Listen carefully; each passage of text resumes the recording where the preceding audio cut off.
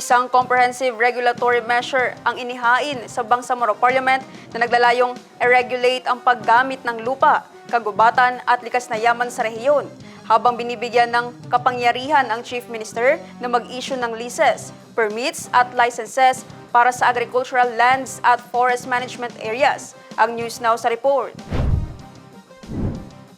Ang Article BTA Bill No. 446 o Bangsamoro Regional Franchises, Concessions and Land and Forest Permitting Act ay inihain ni MP Shah Elijah Dumama Alba at MP Edward Guerra.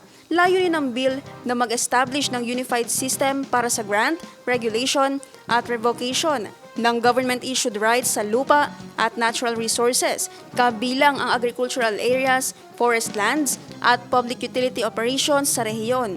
Sa ilalim ng panukala, ino-authorize ang Chief Minister na mag-issue ng agricultural land leases at forest management permits para sa agro-industrial development, reforestation, ecotourism projects at community-based resource utilization. Gayunman, ang large-scale regional franchises at concessions ay kailangan pa ring aprobahan ng Bangsamoro Parliament. Nakasaad din sa bill na ang lahat ng leases, franchises at concessions ay may maximum term na 25 years, na renewable lamang kung compliant sa requirements at pasado sa performance evaluation. Required din ang paggamit ng competitive selection processes at transparency safeguards. Magkakaroon din ng public registry para sa lahat ng issued franchises, concessions, leases at permits at licenses. Kabilang ang details ng beneficiaries, locations, financial terms at project scope. Required din ang disclosure ng beneficial ownership para mas mapalakas ang transparency.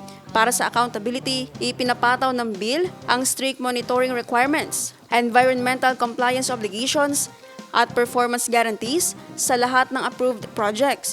Maaaring magresulta sa suspension, cancellation, blacklisting o forfeiture of bonds ang mga violations tulad ng fraud, non-compliance sa environmental safeguards, illegal transfers o failure to pay required fees. Sa forest management provisions, ipinagbabawal ang destructive logging at unauthorized conversion ng protected areas habang required ang rehabilitation, reforestation at sustainable use practices. Magkakaroon din ng interagency committee na pamumunuan ng Chief Minister para mag-oversee ng major approvals at tiyakin ang coordination ng mga kaugnay na ministries kabilang ang environment, agriculture at natural resources. Samantala, ire-review sa loob ng 1 taon mula sa effectivity ng batas ang lahat ng existing contracts, permits at concessions para matiyak ang compliance sa bagong system.